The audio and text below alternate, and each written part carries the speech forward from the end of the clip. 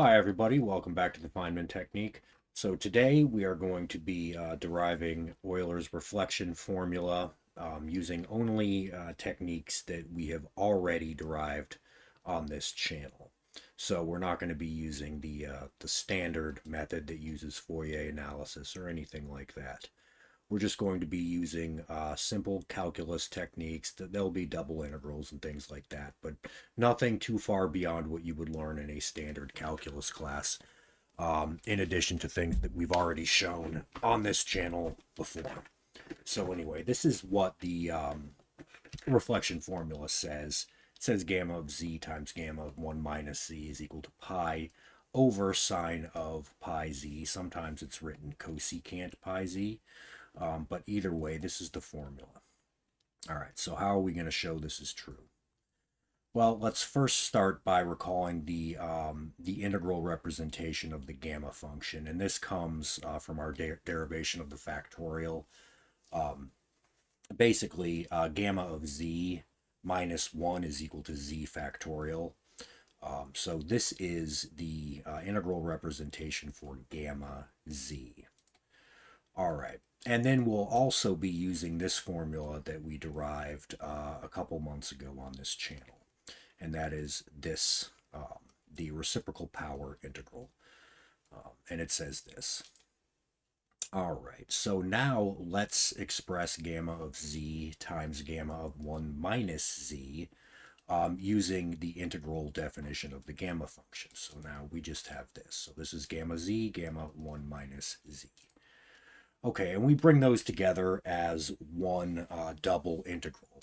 And this notation down here is a little bit strange. Basically, that just says that both of these integrals have bounds that incorporate all the positive real numbers.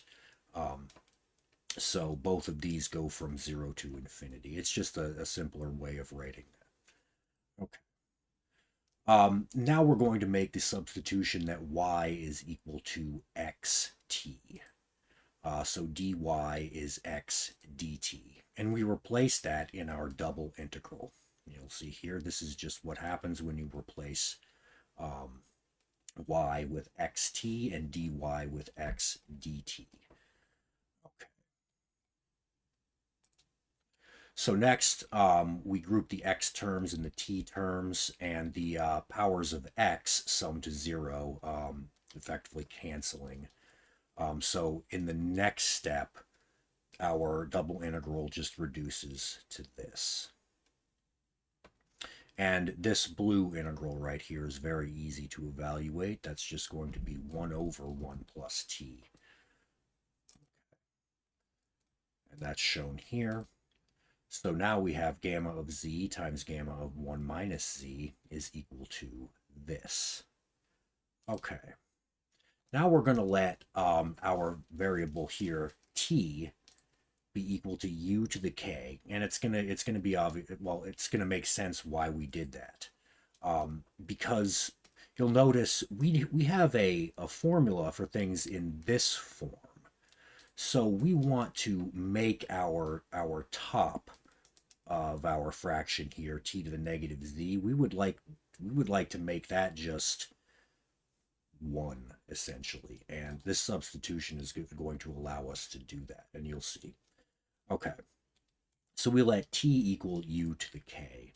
Then dt is k u to the k minus 1 du, and we replace that in our integral. So with our substitution, we now have this integral right here. And then we have k, and then minus kz, and then minus 1 on top. Okay, so basically what we want to do now is we want to force k, we want to choose k so that this will be 1. And don't forget, we can, since this integral is du, we can pick k to be whatever we want. Okay. All right, so we're going to pick k such that this becomes 0. K minus kz minus 1 becomes 0. And in order for that to happen, we need k to equal 1 over 1 minus z. And there's the algebra right there. So we pick k equal 1 over 1 minus z. And then our integral becomes this. Now we have k integral of this, and we know this form. This form is just going to be pi over k times sine of pi over k. So now our integral just evaluates to this. All right. And then we'll use this identity that the sine of pi times 1 minus z is just sine of pi z. And we do that. Why do we do that? Oh, that's right. Because now, after these k's cancel, this k and this k right here, after they cancel, now we plug in k is we resubstitute for our k. And our k was 1 over 1 minus z, so we plug that back in, and that simplifies to this. And finally, we have our result where gamma of z times gamma of 1 minus z is pi over sine pi z. All right, guys, I hope you enjoyed that, and we will see you next time.